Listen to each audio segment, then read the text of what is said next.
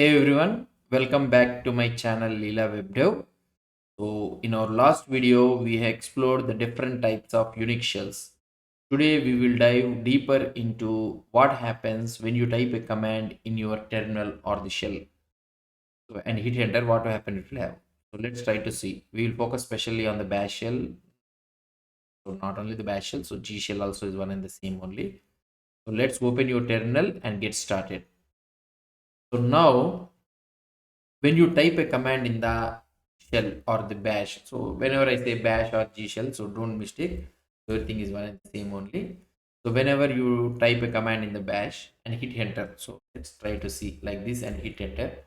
So what you will try to see, bash doesn't just run that command blindly.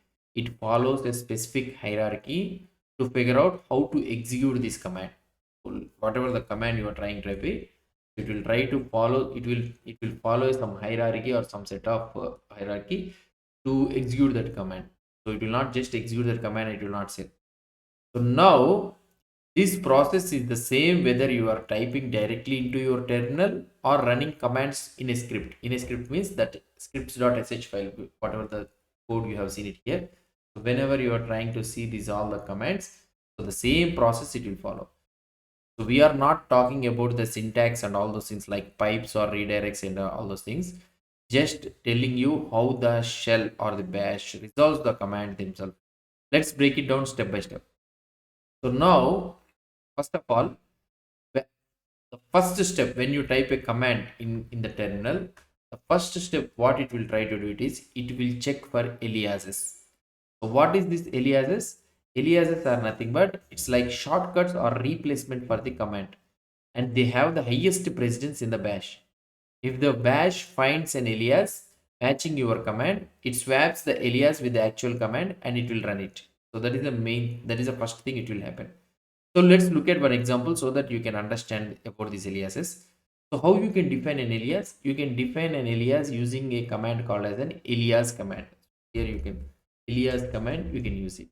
For instance, let's say that how you will run our node code. So node playground.js file.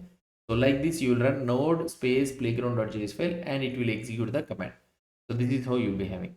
So now you can, instead of writing that whole command, node space playground.js file, just you can define an alias using the alias command. For example, let's say that every time I run this one, so I will use a command something like run play, then it needs to execute the command. So what I can do, so I can say that alias run play is equal to, so I'll give the space here, the node playground, write it in double quotes also, node playground.js. That's it. So now you have set an alias. Now if you press enter, the alias has been typed. So now whenever you type run play and hit enter, bash replaces it with node space playground.js file and it executes it. Simple, right? This is super handy for saving time and making your workflow more efficient. So now here, let's try to show you run play. So it will execute the same thing. So whatever the thing you are trying to run this node playground, so it will execute the same thing. So once you define an alias, you can even use the tab key for auto completion. So now here, so you can able to see that giving you the auto completion also. So just like with the regular commands. So aliases override everything. So for example, let's say that, so if I am having an ls command, so this is a built-in command which you will be able to have it in your. So now ls will list you all the files that are present in the current directory. So now I can create an alias for the ls also. So for example, let's say that I will create alias ls is equal to node. So if I try to give ls is equal to node, ls is equal to node. So if I try to give here ls is equal to node, so what will happen here? So you should not give it like this. But if I try to give alias ls is equal to node, what will happen?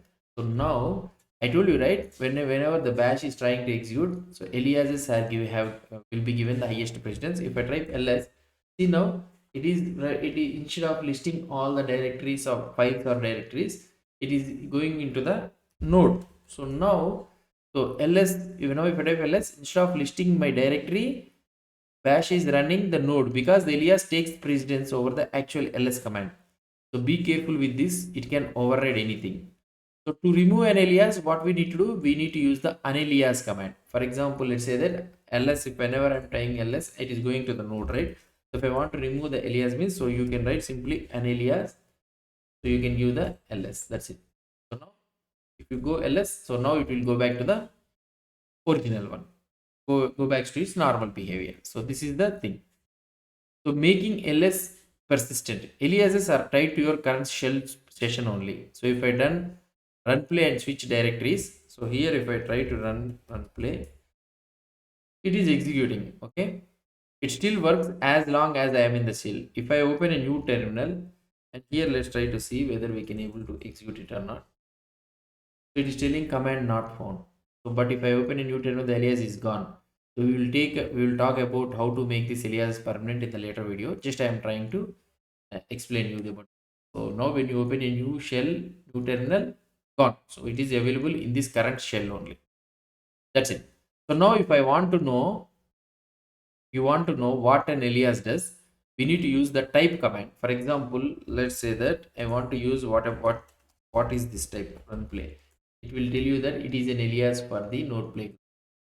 What it will do, it will try to give you type run play means run play is an alias for node playground.js file. So it will give you this one. If you need the full path to make it work anywhere, update the alias like this. So now if you want to update it means, so for example, let's say that I am in the home directory, okay.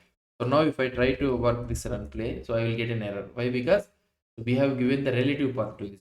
So now here what we need to do, so here what we need to do, so we need to go to our node.js and a unique path.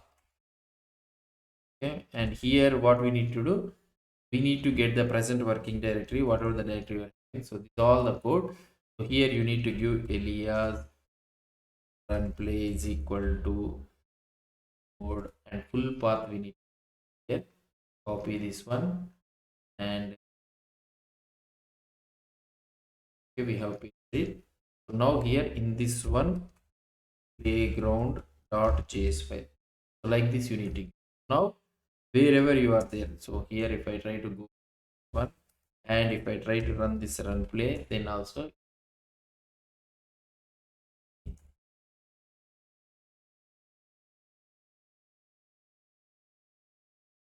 something playground.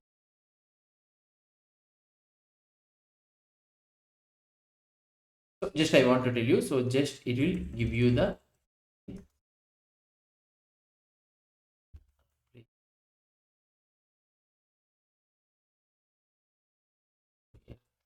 code which is Unix. If I try to do the run play,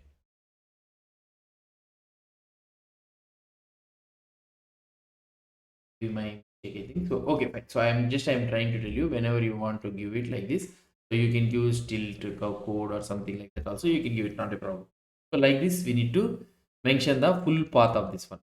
So that is what I want to explain it to you. So next, what I want to explain it is, so that's it. So now we understood about the alias thing. So if bash doesn't found an alias, okay, if bash doesn't found an alias, so what it will try to do, it will look for the functions let you group multiple commands under a single name, so making them reusable and powerful. So how we can define a function? So now I will try to show you. So for example, let's say that here this is our code, right? So we can define this entire thing in a function. So you can mention it like this, and you can completely take this one. You can copy here in this function, and you can call the function just like the JavaScript. So you need to call it like this. That's it. Now if I try to execute this code, it will execute without any problem. So here I can do bash scripts.sh file, so it will execute without any problem. Now here it is giving you the output without any issue.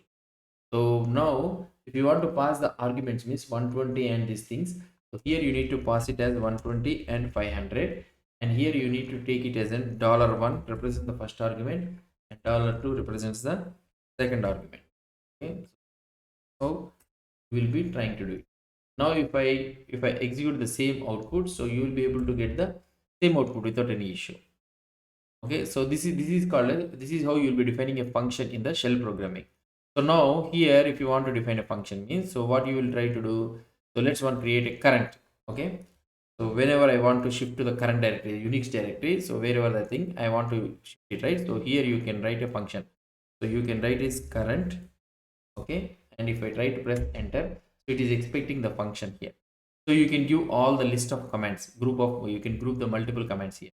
So I can do something like slash home slash user or slash user slash, there it is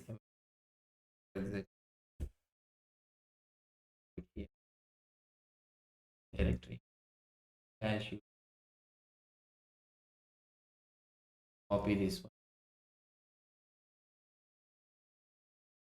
So if I say here something like this working there. So if I try to go,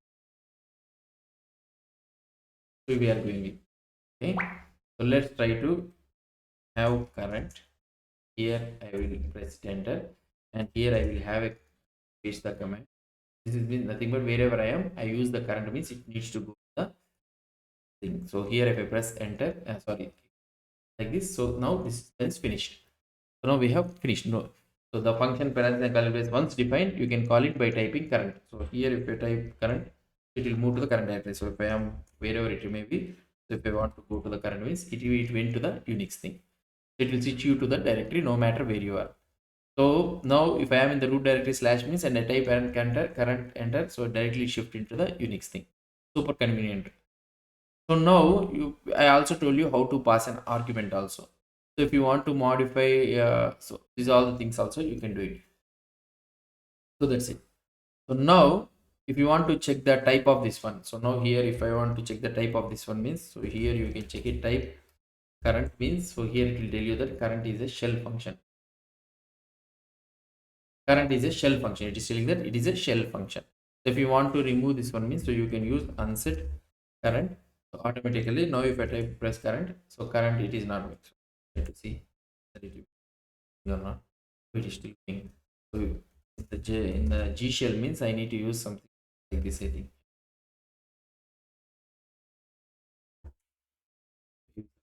See, now it is telling command not found. So in the bash you need to use unset current. In this G shell you need to use -f option. So fine. So now your current has been removed. So if now the current is gone and typing the result, it is telling that command not found. So fine. So we also have some built-in functions also. Not only the custom function, we also have some built-in functions also in the shell. So for example, let's say that if you type echo, so if you try to see echo, so echo is a shell built-in. So that is this is a built-in function. If bash doesn't found an alias or a function, it checks for the built-in functions. Then these are the commands that come pre-installed with the bash like echo, eval, or disown. So these are all things it will come. So now, so that is the thing. So you can override the built-in also. So if you want to override the built-in, you can also override the built-in. So that is not a problem. Now here you can write the echo, and here you can give it, and it will ask you. So here you can do something like echo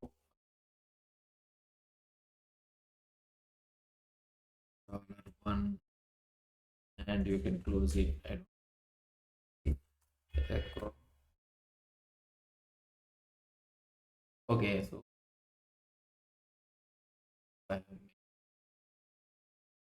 mistakenly given, you can do unset -f. Now if so, you can able to see. So like this I am trying to tell you. So this one could be wrong.